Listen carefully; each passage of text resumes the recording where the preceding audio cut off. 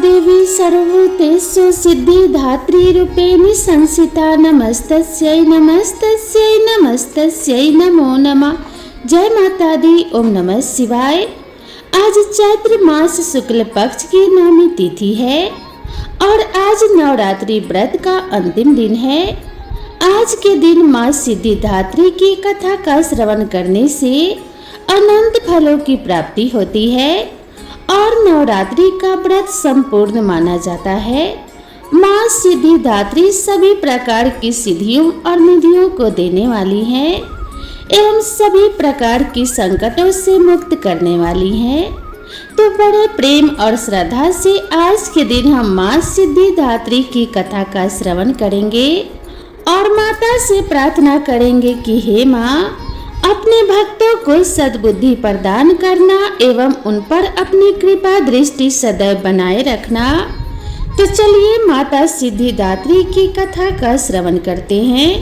माता सिद्धिदात्री की पौराणिक कथा के अनुसार एक समय पर जब सृष्टि में अंधकार छा गया था, तब एक दिव्य शक्ति ने जन्म लिया जो महाशक्ति के अलावा और कोई नहीं थी।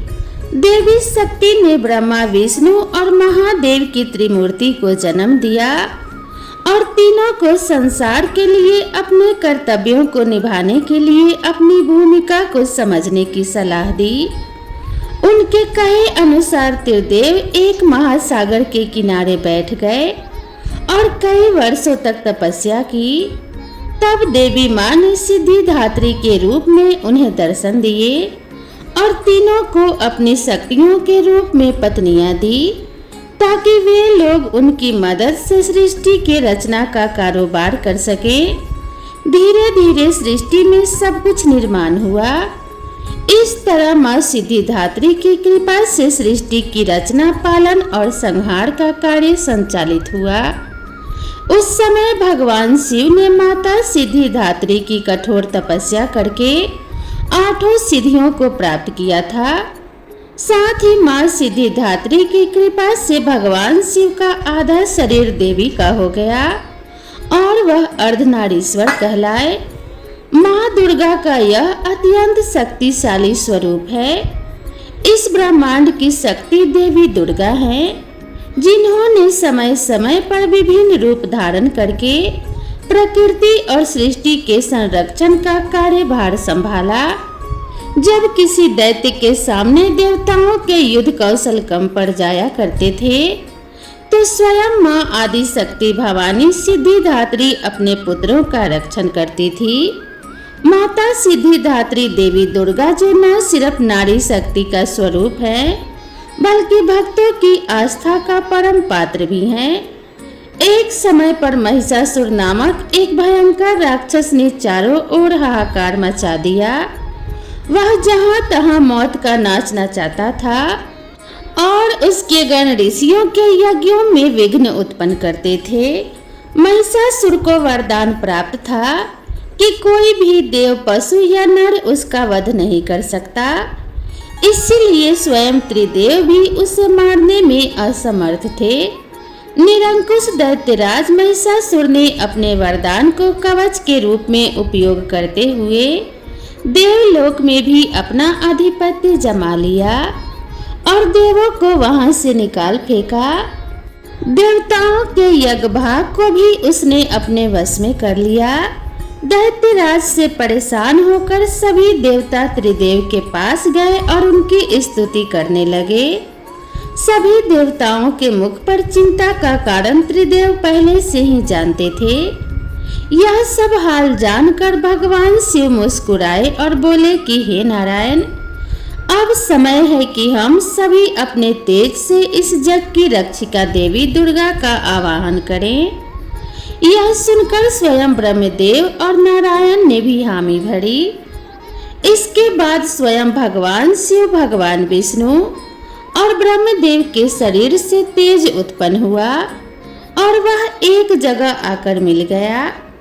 इसके बाद वहां जितने भी देवता उपस्थित थे, सभी के शरीर से महातेज उत्पन्न हुआ और सभी त्रिदेव के उस परम तेज में आ मिले। उस दिव्य तेज ने एक सुंदर स्त्री का रूप ले लिया। महादेव के तेज से माता का मुख, नारायण के तेज से 8 भुजाएं, ब्रह्मदेव के तेज से चरण पादुकाएं बनी। नारायण ने अपने चक्र से एक दिव्य चक्र, महादेव ने एक दिव्य कमंडल, देवराज इंद्र ने एक दिव्य और शक्तिशाली वज्र, सागर ने सुंदर रत्नों से सजे आभूषण, कभी मैली ना होने वाले वस्त्र और मुकुट दिए। वरुण ने शंख, हिमालय ने माता को सवारी के रूप में सिंह, और इसी प्रकार देव शिल्पी विश्वकर्मा ने माता को दिव्य अस्त्र और शस्त्र निर्माण करके दिए। माता का यह स्वरूप अत्यंत तेजस्वी और भयंकर था।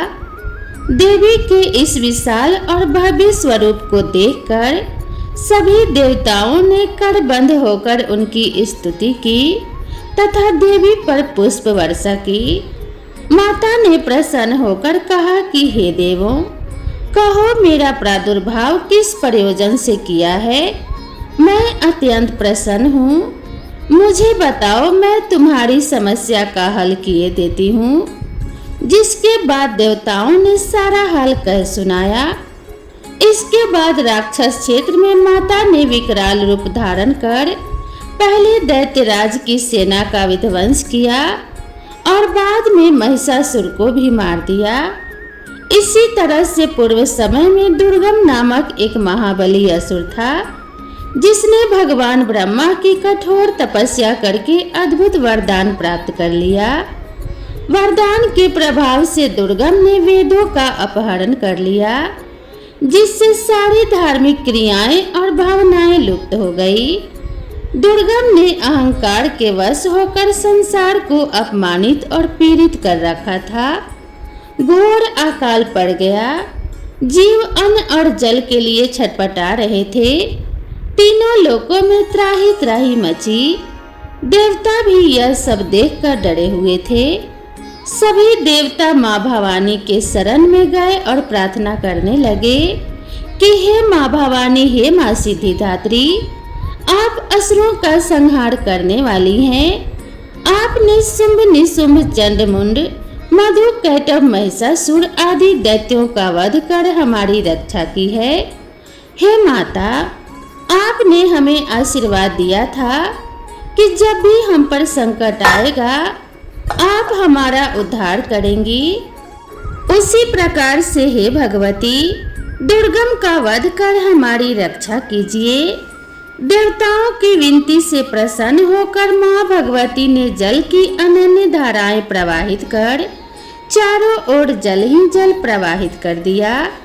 गायों के लिए घास और अन्य जीवों को जल से तृप्त किया।